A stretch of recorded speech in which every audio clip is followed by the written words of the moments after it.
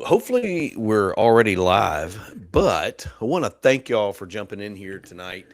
And we just want to talk about the five stages of summer break. And you'll be extraordinarily familiar with these because every summer break tends to follow the same five stages. And every teacher out here knows exactly how this is going to end. And the one thing that I want to say is that even though there's five stages, there's a stage that's missing. And without that stage, if we don't experience that stage in our summer break, then this whole cycle of teacher burnout is just going to continue. And it's going to continue every single year.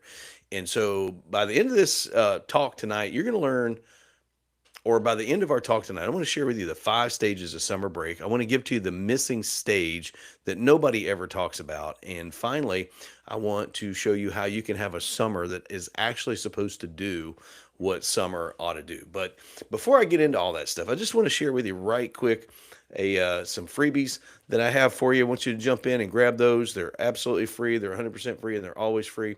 You can grab them right there at the QR code. So just jump in anytime you want to, or you can get them in the description box. Either way, they're yours. We want you to have them, and especially check out our brand new teacher burnout assessment. It's specifically for the summer. So check that out and see what we got right there. All right. So here's the thing. Stage one, and every teacher out here understands this stage right here because stage one of summer break is the best day of the entire year. And the reason why it's the best day of the entire year is because it's the last day of school. And when the last day of school rolls around, I mean, it's like the whole world has been lifted off of our shoulders. I mean, because you can breathe again and you can unwind and you can shut the alarm clock off and you don't have to worry about all the things that we have to worry about every day, like an angry parent or kids misbehaving. Of course, unless you're stuck at home with kids, and then you may have to deal with that. But you don't have to worry about getting called into your admin's office because somebody complained about you or somebody's mad at you. And I want you to know this because I want you to know that these feelings, the feeling of the first stage one, the best day of the year, those are real feelings. And the reason why they are so real, and you should enjoy them too, by the way, you should enjoy the initial pressure that gets off of your shoulders because it literally feels like it's the best day of your life every single year. But even though the feelings are real, I want you to understand that the reason why it feels so good is because our nervous system gets locked up into fight or flight mode, and it's literally locked up for 10 months out of the year. And when the initial pressure of being locked up in fight or flight mode is released, it feels like the best day of your entire life. It feels like that summer is going to go on forever, that it's never going to end, that everything's going to be okay. And the only problem with that is it doesn't last very long because very quickly, for some of us, it takes a few days. Some people take a week or so. Some people, it's just within a few hours. We get hit in the face with the reality that even though school is out, even though it's summertime, is that school is going to start again. And that's when everything gets tricky. And so let's kind of go check that out. And so stage two of every summer break, or stage two of the summer break, is denial. And denial begins almost immediately. We're only out of school for a few days, and denial starts. And the reason, or the way that it starts, is we get like these back to school emails, or we get these back to school flyers in the mail, or we're watching TV and there's a back to school sale going on at Target or Walmart or something like that. Or one of our teacher colleagues calls because she wants to talk about what all we're going to do next year and how things are going to be. And so what do? Is we end up ignoring that. It's complete denial mode. And part of the reason why is because we're nowhere near ready to go back to school, and we don't want to be made to feel like we have to go to school or back to school. But the fact of the matter is, we deny it because we know that that's actually coming. And within a week, you mark it down for those of you that are out of school. Within a week, you'll begin to see those commercials on TV about there being a back to school sale. And so what happens is we deny it. But here's the interesting thing, and this is the most important point: denial is not rest. That is not rest. Denial is not a river in Egypt either. Avoiding the thought of going back to school is not the same as recovering from being in school. And so we have to confront very early on in our summer break that we are going to go back to school and that we have to take certain steps, because our nervous system, as we've talked about here all the time, is that when you're locked up in fight or flight for 10 months out of the year, it can take up to 6 weeks, even more, for your brain and your nervous system to go back into the rest and digest mode. So the nervous system, it's still running as if it were at school, even though you're off, uh, because your nervous system, it just didn't get the memo. I mean, we're at home trying to take a break, but our body is still tensed up thinking that we're going to go back to school. And so all of a sudden, out of nowhere, what happens whenever we start to see those commercials or we get those emails?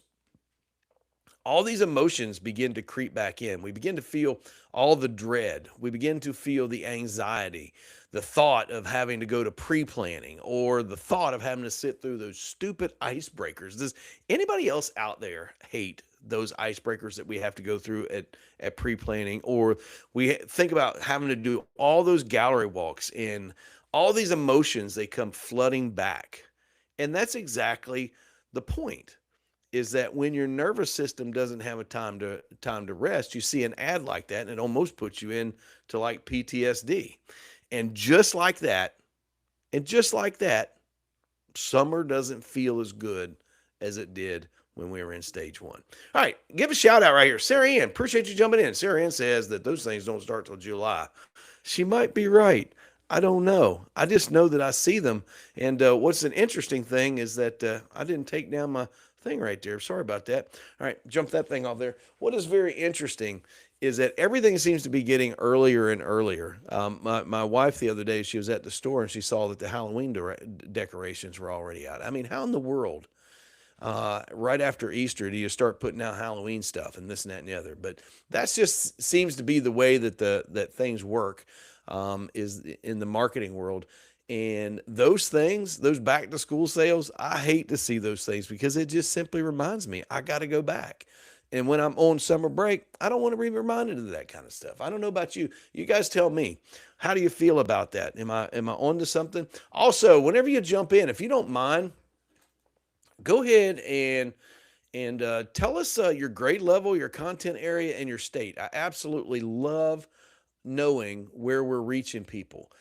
We get the privilege here at Teacher Talk to reach people all around the world, and I love knowing where people are at. Also, if you're out of school, drop a one in the chat and let me know. If you're not out of school, drop a two down there and let us know about that as well. I know that it's very interesting because people are the school schedules are really different around the United States. I didn't exactly know how much difference there was in school schedules until I started actually doing Teacher Talk and going live and all that other stuff. And then I would hear about people, I would be in school and they'd be like, well, we're not in school and all this other stuff. And so it was really crazy to know the difference between all those. Okay, stage three. Okay, so stage one is the best day of the year. And what we're talking about is these stages: New York, 3 to 5. Yep, Sarah Ann. Good friend right there. Hey, by the way, for those of you that are watching, if you go back into our live content, Sarah Ann was on the show a few weeks ago, maybe 4 or 5 weeks ago. Go in there and check that out. It's one of the highest viewed live videos or live shows that we've ever had. And she's the subject of that. I think it's called How a Single Teacher Can Change the Life of a Student. So go check it out. All right, so stage one, the 5 stages of summer break. Stage one is the best day of the year. Number 2 is denial. And number 3 is panic. And the reason why we begin to panic is because whenever we begin to see all those back to school ads and all the back to school stuff and all the other things that start coming out, the emails, the things about that our admin starts sending us about professional development and all that kind of stuff. As soon as we see that, all of a sudden, we begin to think about all the stuff that needs to be done before we go back to school. We begin to think about all the planning that needs to be done. We begin to maybe think about our classroom and how it needs to look and that it needs to be set up. We begin to think about 100 things that haven't been done all of a sudden, and we go into panic. And underneath all of that is the feeling that something's not quite right. You don't feel quite the way you should, and you know you're not ready. You know you're not rested. You know that you're not restored. You're not ready to get back to school, and you know it. But here's the thing: is that it's coming whether we want it to or not. And I want you to hear me right here in this moment, because that's not your fault. All right, the summer didn't do what it's supposed to do, and it's not because you did something wrong. It's not because something's wrong with you. It's not because you don't know what you're doing. It's not because you failed.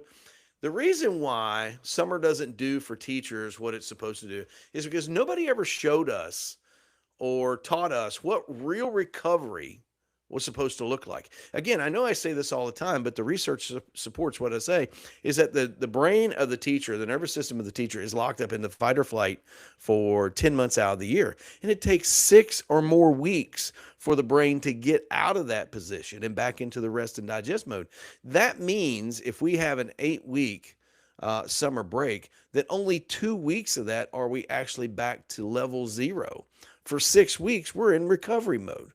Well, research also suggests that if you have a structured approach to recovery, then you can cut that time in half or even more. And we're going to talk about that in just a minute, because it sounds to me like, and I think I'm probably right, because I'm just kind of working off of my own experience here, but it sounds like that this is the way that most people summer go. We have that stage 1, man, it's the best day ever. All the pressure's off of us, everything. We don't have to worry about anything. We don't have to worry about alarm clocks. We don't have to worry about parents. And then we get into stage 2 when we start to see the back to school stuff, and we go into full on denial mode. No, it can't be time yet. No, it can't be. And then all of a sudden we realize, okay, yes, it is time. And we start to panic. And if that sounds like you, I have something very special for you. I'm not going to talk about it right now, but I just want you to put it in the back of your mind. It is in the description box, and you can get it right there. But go ahead and put that in the back of your mind, and I'll get to it in just a minute. Hey, John, check it out right here. Shout out right here. What does John say? High school history in Northern Maryland. 1 more week left, but 2 new. Good grief. How many preps do you have now, John? 1? I hope it's 1. I got to tell you, I worked at a school years ago. It's called Cedar Key School. Y'all got to check it out, because it is on an island down here in Florida. And I know that sounds really cool. I'm actually going to pull it up so you can look at it. I worked here years ago. This was a K-12, and you're not going to believe this whenever you see it, because you're gonna think that this is like a blast from the past. But this is absolutely 100% the school. And the point is, John, is that a lot of those teachers down there, they had 6 preps a day, because it was K-12. That is Cedar Key School where I worked right there. Doesn't that look pretty cool? Whenever you walk in, it has the old creaky hardwood floors, and it's got the big tall windows, just like the schools did years ago. So that's for you. In a smaller private school, so the number of preps is higher. I bet it is. So you know what? I had thought about going to private school. In fact, the school at my church approached me about that, and that was one of the things that was going to come with it, was a lot of preps. And I don't care if the classrooms are smaller or what the school size is. When you have a lot of preps, that's tough, man. So I hope that works out for you. Also, want to remind you, or you can get it down in the description box, or you can get it right here at the QR code on the screen if I can figure out what I'm doing. All of our free stuff is right there. All of our free resources. Go get it. One in particular I wanted to point out to you is our brand new. It just came out. Our teacher talk, or our teacher burnout assessment. That is created specifically to see where you're at right now at this particular time in the summer. I'm trying to pull it up here so you can get a look at it, so you can see what it looks like. I want to encourage you to go get it. Again, that thing is free. It's 100% free, and it's always free. Yep, I'm going to share it with you right here. Yep, right there. If I can get it up. Yep. Right there. So you can go right to my website right there and you can download that thing. Again, it's free. It's 100% free. It's always free. And it'll help you work through some of those issues and give you some next steps. Okay. So go check that out while you're here and see if you like it. If you do, go ahead and get it. If you don't, well, just pass on it. All right. So we go from stage 3 to stage 4. And stage 4 is where things start to get interesting because there's an uninvited guest that shows up, and I call it brain fog. Some people call it teacher brain, and what that is all of a sudden it becomes very difficult to do normal stuff, to perform the normal tasks that you are supposed to perform as an individual. For instance, you can't find your keys or you can't find your phone. Your mind starts racing and it starts thinking about seating charts and parents and everything that needs to be done on the other side of the door at school. And here's what that tells you. All right. It points out to the fact that the chronic stress of the last 10 months that we just came out of, that chronic stress has not released fully from our body. And so the euphoria or the pure joy of the best day of the year is completely gone. And our nervous system, it automatically it starts going back into fight or flight. And that's even before the first bell rings. And if it feels like, and it really does feel like that we are preparing ourselves to go back into a war. And if you do feel that way, I want you to understand that's not accidental. That's actually pretty accurate because we're beginning to sense that school's going back. The nervous system is not back to level 0 yet. And so as far as our body and our brain is concerned, we're going back into a place of danger, a place where we are injured, not necessarily physically, but we're injured mentally, we're injured emotionally, we're injured spiritually, and the body is preparing to protect itself. And many of us, that is exactly the way that we will go into our first days of professional development. That is exactly the way that we will go into our first day of school. That is exactly the way that we'll enter into the school year, is we're not fully rested. We're not fully restored, and we're not fully ready to be there. Rather, all we're doing is just showing up. That's all that's really happening. And when we get to that point, a lot of us will show up, we'll be jaded. All right. There'll be some kind of conflict that didn't get resolved before we left. And whenever we show up, that conflict is still there. And we'll slip right back into the same old ruts. And I want you to know that that's very dangerous. In particular, as it relates from, a perspective of teacher burnout. As a matter of fact, over half of America's teachers report that they experience being burned out some of the time, if not all of the time. 80% of America's teachers say that teaching has affected their mental health. 66% of teachers say that they would leave the teaching field if they could, all right, if they had another option. And the reason why is because this 8-week period that we need to recover from the previous 10 months is hardly, if ever, used correctly. And so we show up in August or September or whenever you go back to school, we show up in August or September the very same way that we left in May. We may not be as physically tired, but mentally and emotionally and spiritually, we are in exactly the same place. And so we got the first 4 stages. We got stage 1, which is the best day of the year because it's the last day of school. Stage 2 is denial. All right. We start to see all the stuff coming out. We all start to see all the back to school stuff and we just deny that it's actually going to come. Well, that's not a very good plan because it is going to come. And then at some point we realize that it is going to happen and we start to panic.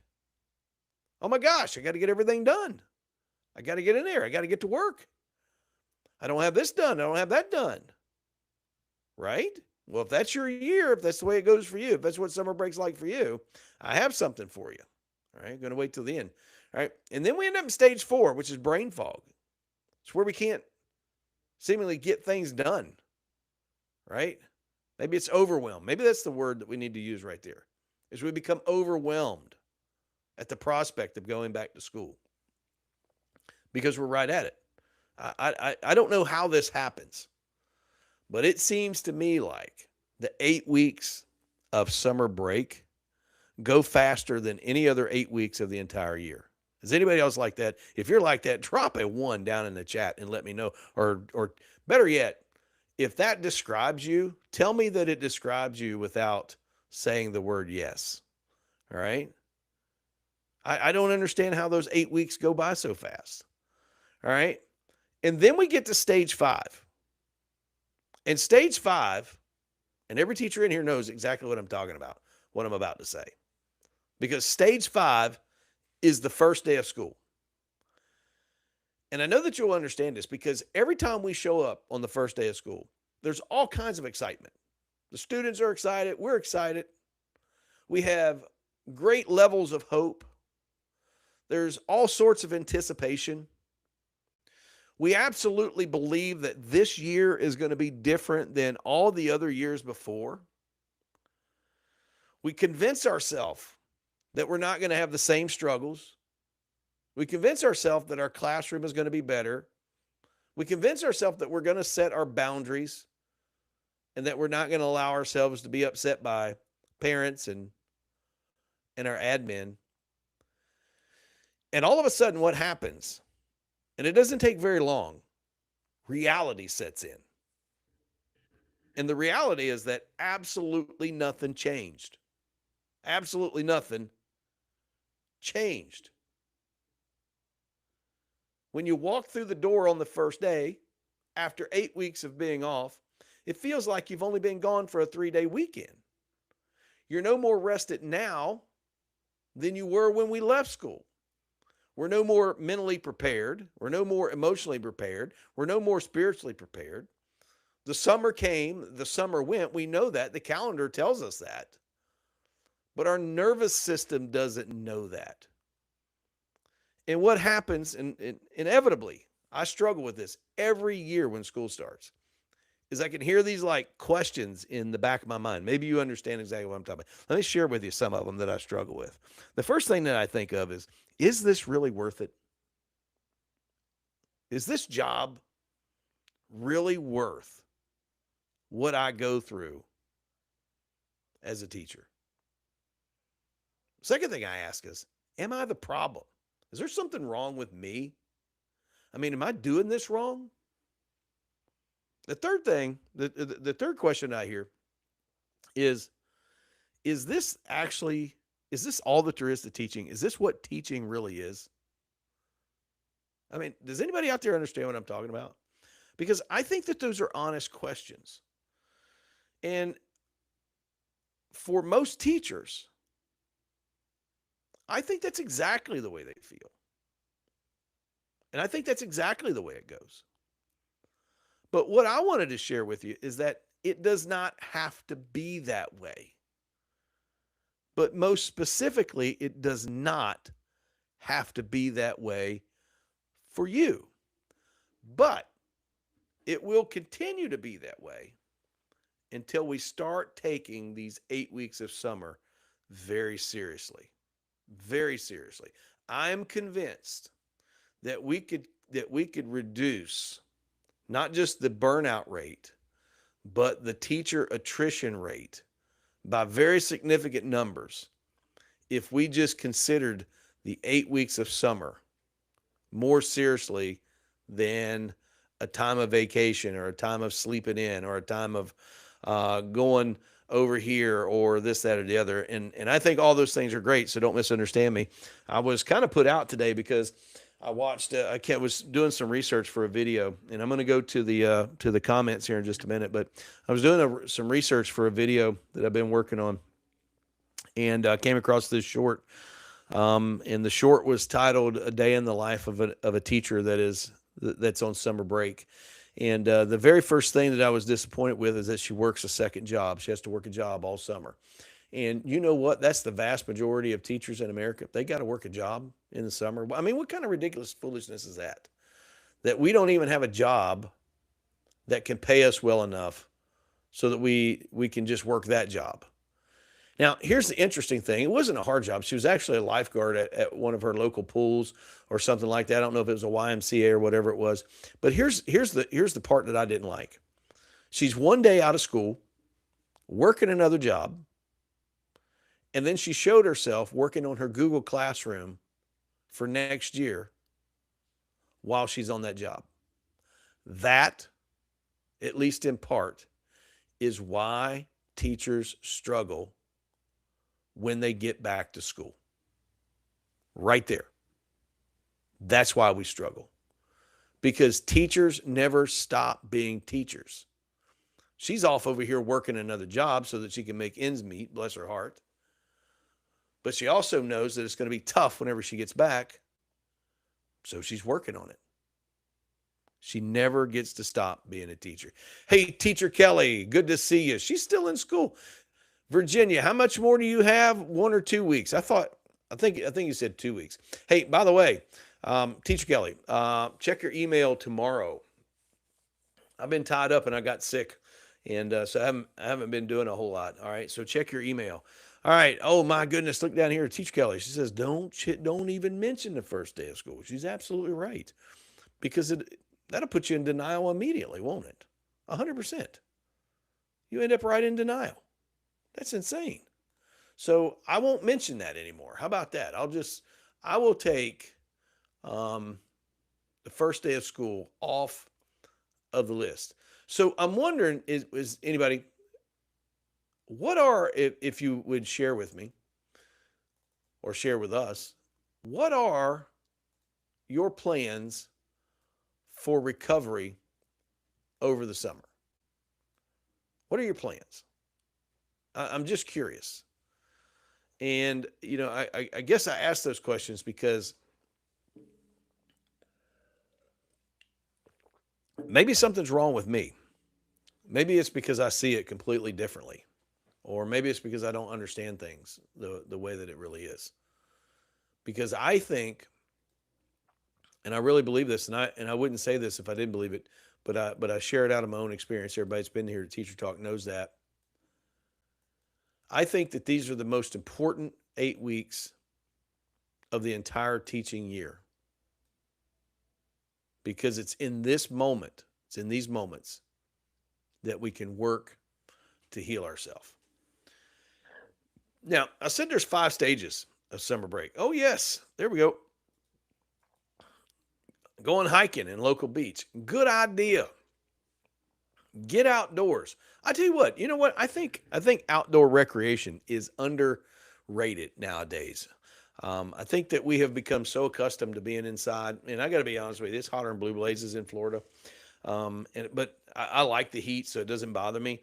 But it's hotter than blue blazes in Florida, and I can understand why people don't want to be outside nowadays. In particular, since the advent of air conditioning, it's a whole lot better. It's a whole lot better and feels better to be inside. You know what I mean? Spending time with family and friends. Hey, there's a good one right there. Listen, here's the goal. Whatever it is that you do, right? It needs to be things that bring you joy.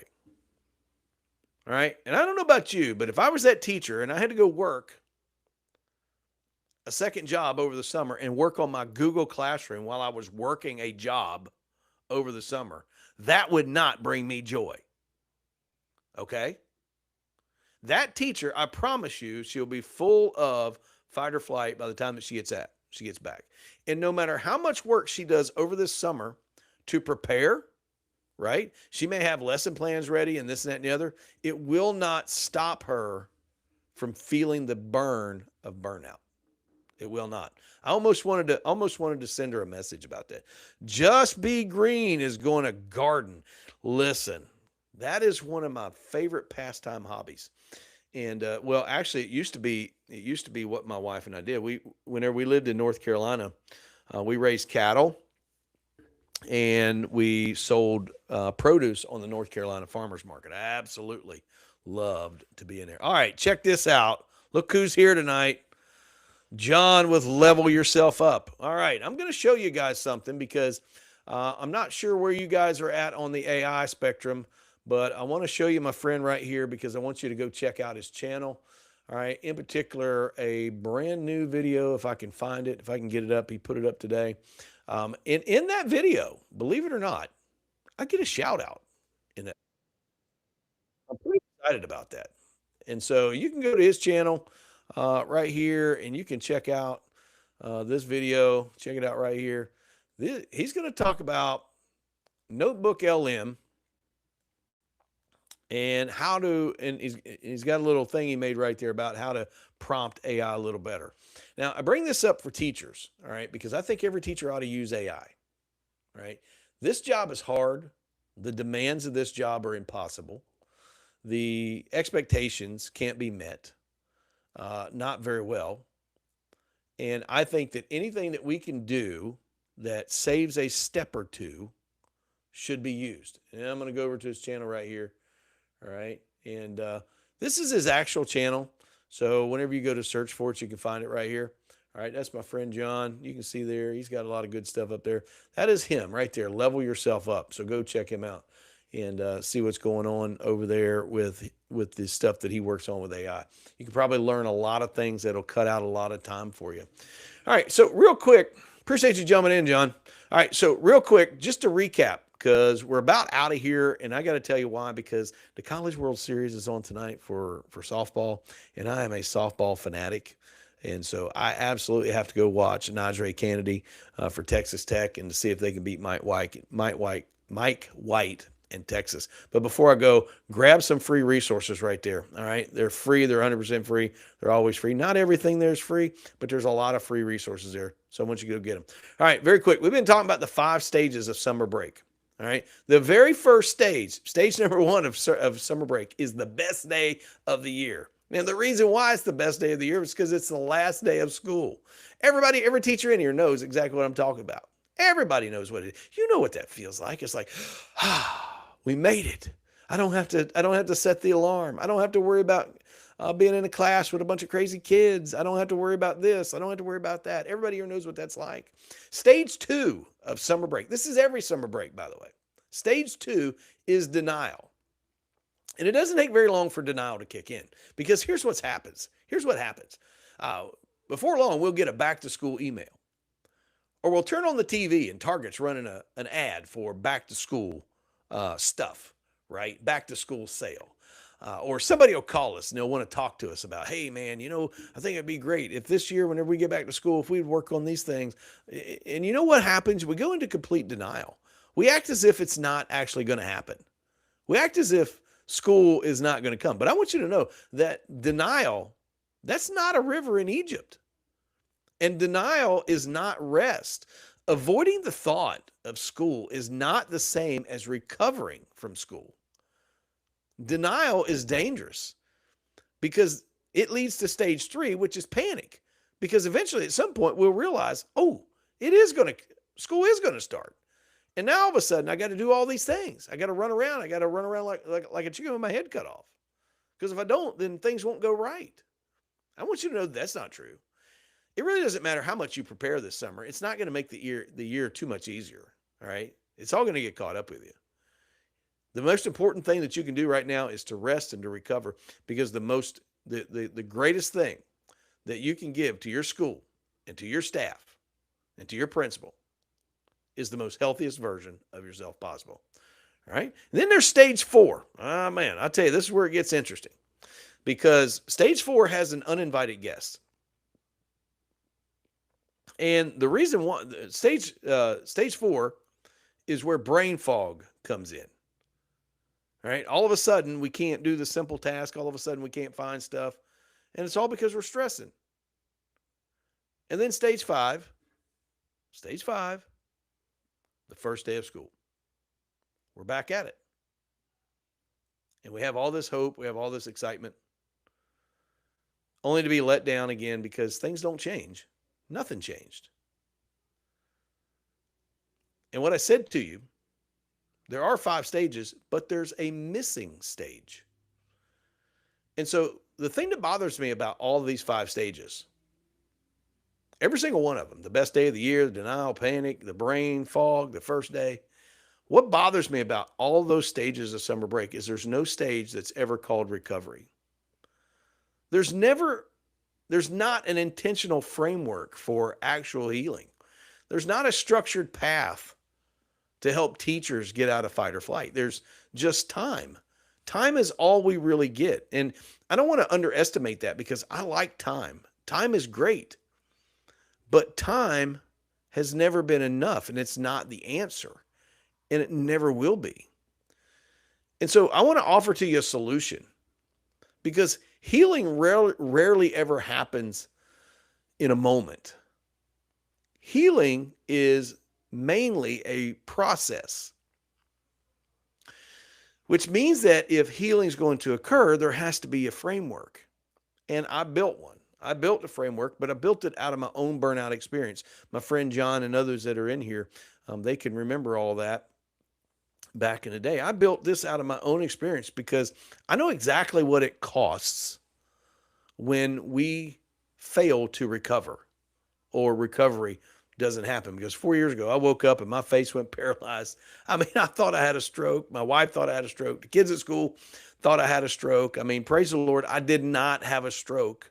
But what I did have is I had a chronic stress related medical crisis that nearly cost me my life.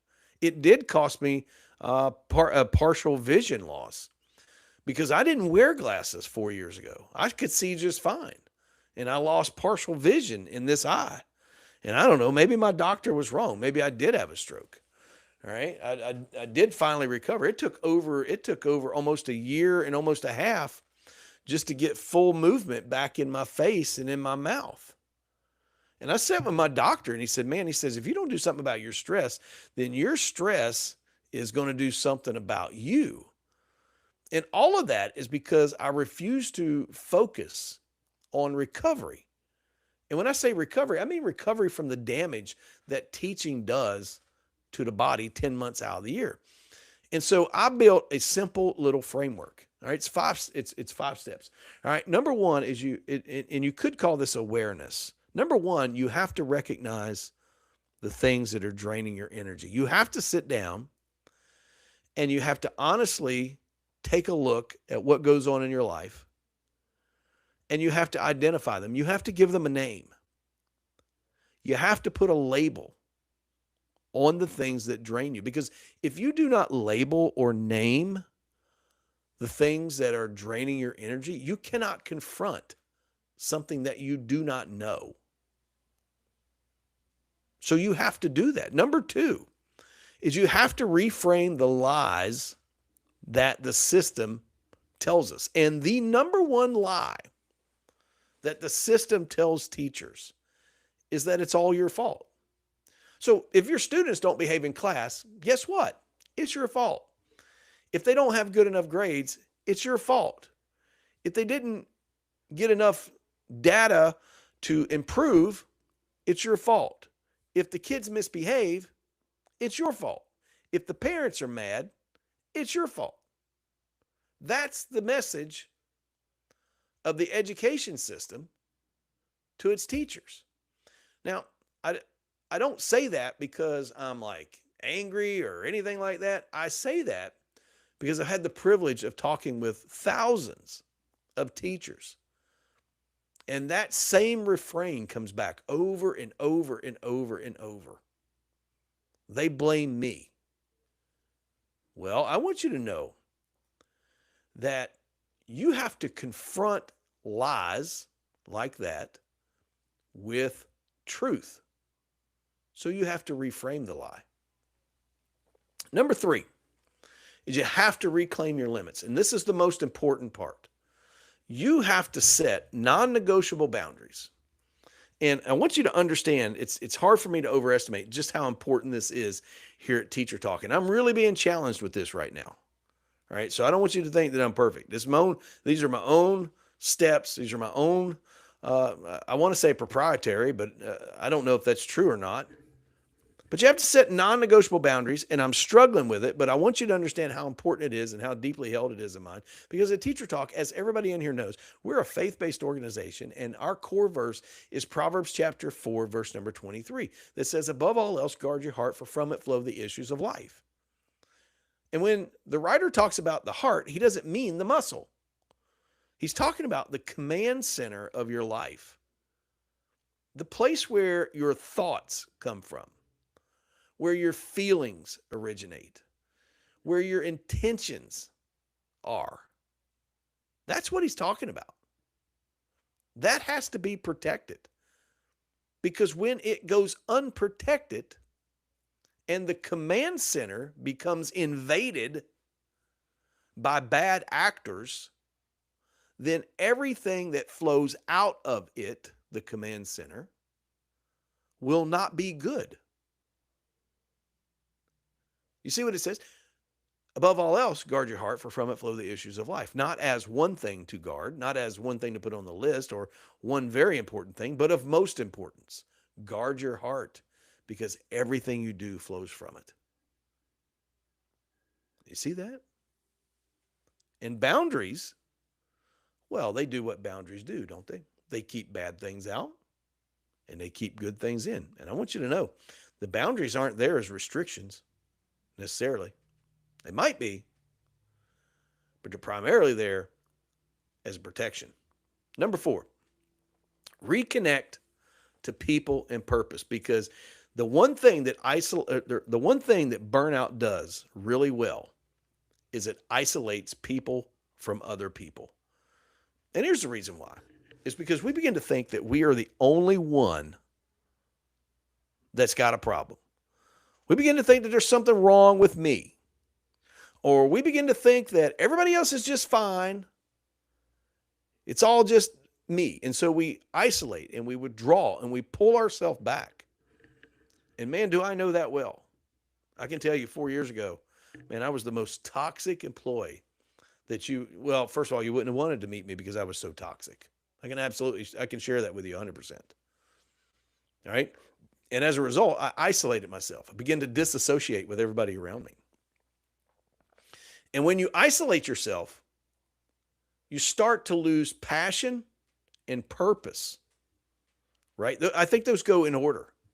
We isolate, we lose passion, and purpose is soon to follow.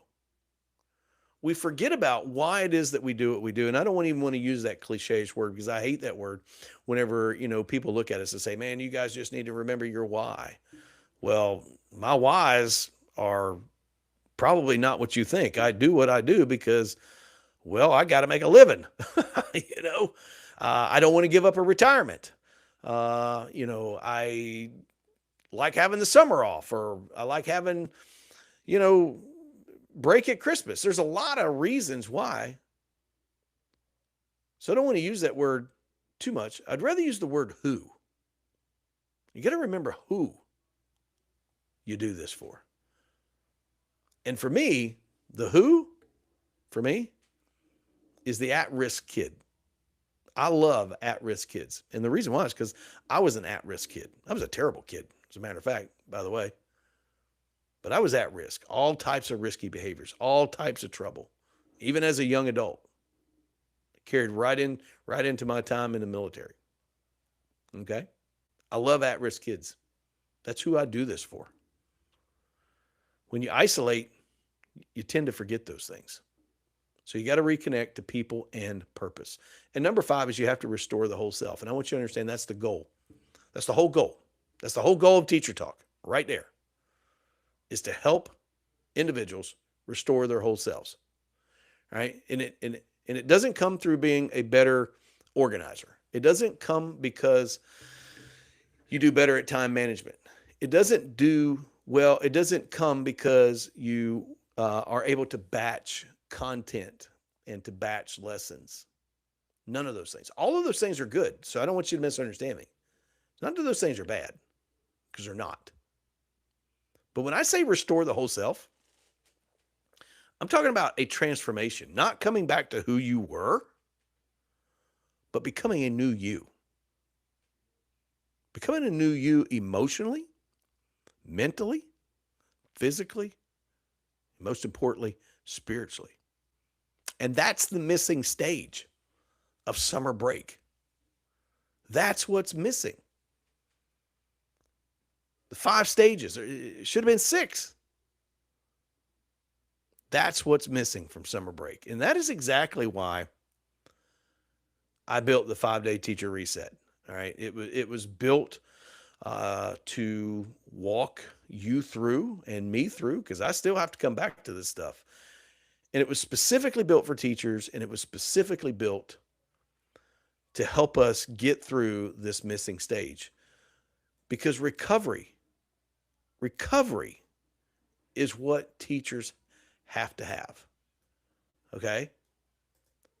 If we're going to make teaching sustainable, and it is right at unsustainable, but if we're going to make teaching sustainable, then we have to recover. Now, I want you to know that the 5 steps, or the 5-day teacher reset, it is 100% faith-based. I don't apologize for that at all. It works through the Proverbs, through the wisdom of the Proverbs. It is a 5-day. There's 6 coaching videos that come with it. There's a 32-page workbook that comes with it. And then there's 2 30-minute calls that come directly to me. And we sit and we talk and we try to assess and we try to make a plan. I just dropped that down in the link down in the chat. I want to invite you to go get that and get recovery on your schedule for the summer break. I got to go back through the chat right here because I got off on a tangent. I don't even know how I do that. All right, Just Be Green. Thank you for your service, man. I appreciate that. You're absolutely welcome. Summers equal slow mornings. So I do a lot of reading in the summer. I don't know about you guys, but I am a reader, but I get off track. All right. I get off track during the busy times. Okay, bored teachers right here. Just Be Green, you're absolutely right. I've watched that video, and in fact, that was the inspiration for this video. All right, the stages, the stages that a teacher goes through in the summer. It was 100% the inspiration for this. Obviously, it's not the same, but I used that video because I think that there was something missing from that, and I think the missing stage is recovery. Sarah Ann, she agrees. Me too. All right, look here. Check it out. John, agree. We need to live life outside of work. I'm going to tell you we do. We sure do. Ain't no way we ought to be tied up in work forever. Should we? How is it that we've become so accustomed to identifying or finding our identity in what it is that we do? How did that happen? I think that's dangerous. As a matter of fact, I know that that's dangerous. So there's 5 stages. Just really quick. Stage 1, and I'm in stage 1 right now because it's the last day of school. It was the last day of school the other day, and I'm still pretty skyrocketed on that. You know, our last day was Tuesday or Monday. I had to go to work Monday, and then we were off. There's 5 stages. The best day of the year, it's the last day of the year. Stage 2, denial. Denial. We know it's coming. We know we got to go back to school, but we do everything we can to say, no, I'm not going. It's not coming. Number 3 is panic, because it eventually shows up. And when it does, it creates a crisis in our life. Number 4, the uninvited guest of brain fog. Suddenly we have a hard time doing stuff. And number 5 is the first day of school. Those are the 5 stages of every summer break. But there's a missing stage that we desperately need. And the stage that we need is healing and recovery. It's 8 weeks. 8 weeks is all we get of summer. And I know that there's a lot of people that think, man, that's tremendous. You get all that time. But I'm telling you, for non-teachers, it's hard to even explain what it takes to get through a year of teaching. And so I created the teacher reset, the 5-day teacher reset. It's a simple 5-part framework. All right. Recognize what drains you, reframe the lies, reclaim your reclaim your limits, reconnect to people and purpose, and restore your whole self. I just dropped it right there in the chat. Just want to give everybody a minute to take a chance, have a chance to jump into the web page right there and get that, and get your summer right, and your school year will go right. All right, before we go, anybody want to drop a question in before I go? Because I am indeed going to go watch the college softball World Series. So if you have a question, just drop it in there. I got about 5 minutes, and we can talk for a little bit. If not, we'll sign off and we'll get out of here. All right, before we go, since we got everybody in here, we are here every Wednesday night over the summer. It's supposed to be 8 o'clock, but the softball game comes on at 8 o'clock. So next week, it will be 8 o'clock. Sunday nights at 7 o'clock, that's our big show. Dr. Pender will be with us. And matter of fact, I already know our topic. I got to look it up. We're working on it right now. So let me tell you what our topic's going to be really quick. And then we'll check okay, we're going to talk about a purposeful summer, helping teachers reset, recharge, and refocus. All right. And if there's no questions over here, we're going to jump out. Appreciate everybody coming out tonight. Appreciate you. If you got any questions or comments, let me just drop down how you can connect with us outside of here real quick.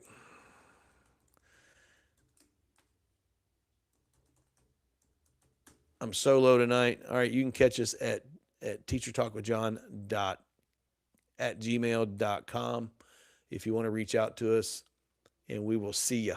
All right, good night.